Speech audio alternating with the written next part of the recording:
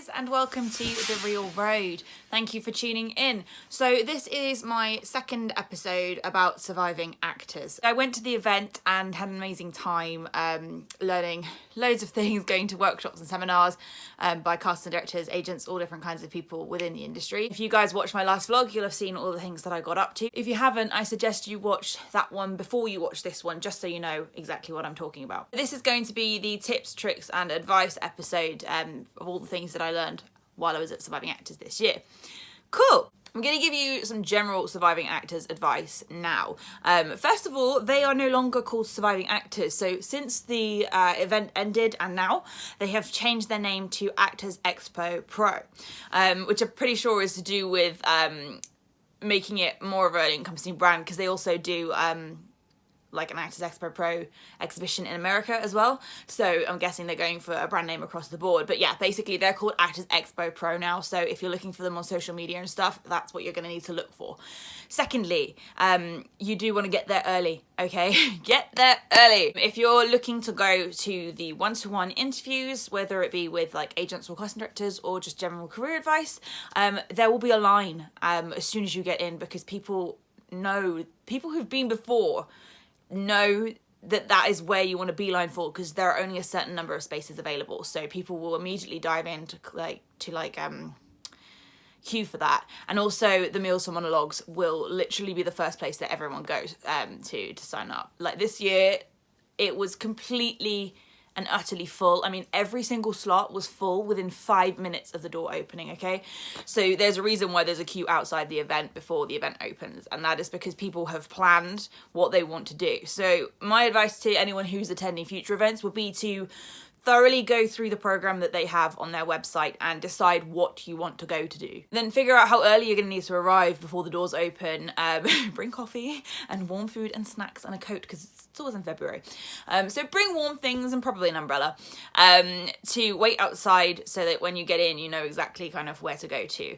Secondly, ask people where you're going. There will be surviving actors stuff on the front doors as you open. If you're wanting to go to the Meals for Monologue, go in and say, "Excuse me, where's the queue for Meals for Monologue?" And then go straight to it. Just ask, rather than wandering around trying to find it. Especially if you've not been before, because you really won't know where you're going. I would also highly advise that you choose between doing Meals for Monologue or having a one-to-one. Pick which one you want to do, because it's very unlikely that you're going to get a space for both due to the size of the queues and how quickly they build. By the time you get to the front of one queue, the other one is probably going to be full, unless you're like literally the first person in, you dive into Meals for Monologues and then join straight on the queue. You might do. This year was the first year that Surviving Actors did not sell tickets for their workshops and seminars at the actual event itself. So all of the sales were online beforehand, which has some pros and some cons. So in previous years, you could sort of arrive, maybe have like 1 or 2 workshops booked that were really key ones you wanted to go to. Arrive, get your slots for Meals for Monologue or for the one-to-one, and then book other workshops around it. But now you kind of have to book in advance which workshops you want to attend. So what I would do is research them, buy your tickets for the ones you want to go to, and then make a note of the gaps when you're free. So literally like write down on a piece of paper or on your phone, like the time slots where you have free time. So when you get into that first room for Meals for Monologue, you can say, "I need a time slot here or here," and then go for near the beginning of your time slot.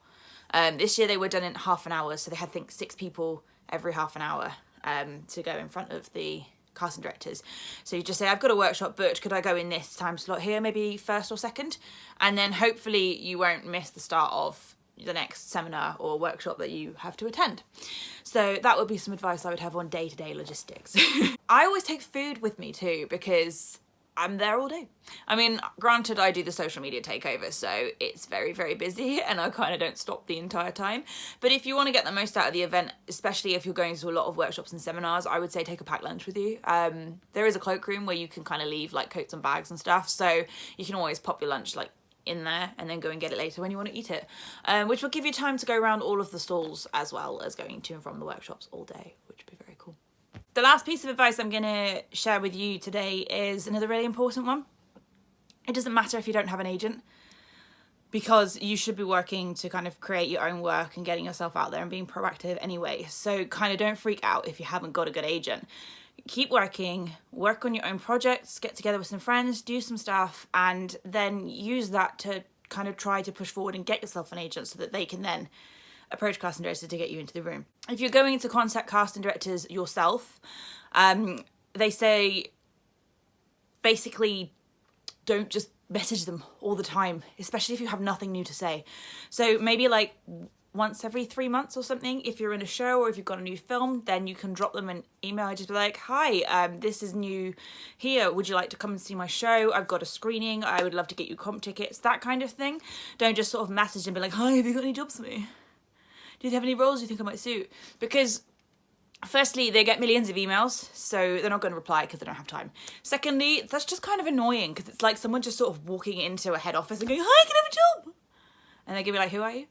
So, yeah, don't do it, guys. It's not really that professional. The third reason is if you're kind of just dropping the message being like, hi, do you have any roles that suit me? Then it immediately shows them that you haven't researched or you don't really know what's going on with them and you just kind of haven't done your background research. So you're just sort of like, hi, here I am, job me. Yeah. That being said, be careful when you are doing your research. So one of the talks we had was with Catriona Dickey, and she works with Nina Gold.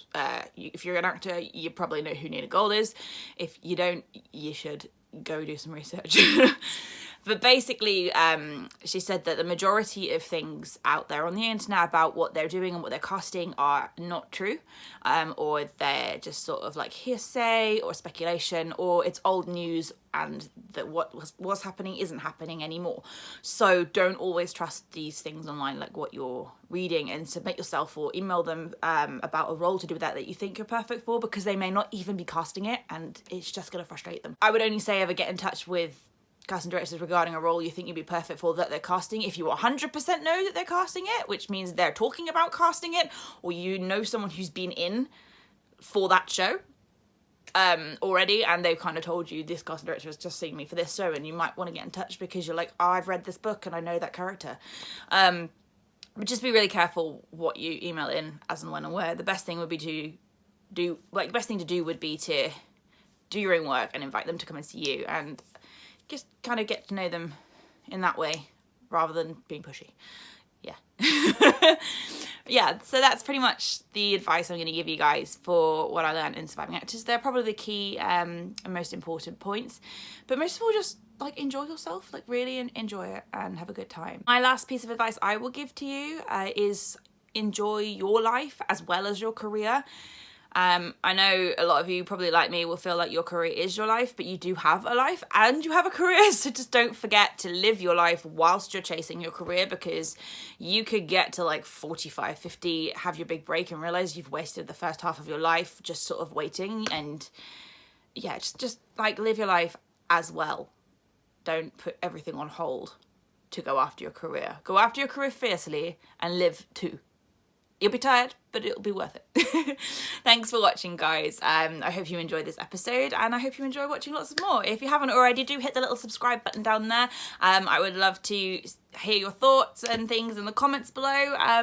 Yeah, make sure you check back for the next episode coming up, because that will be all about casting directors and advice that they gave us about auditioning in the room. So that's one you're not going to want to miss. Thanks for watching. Bye.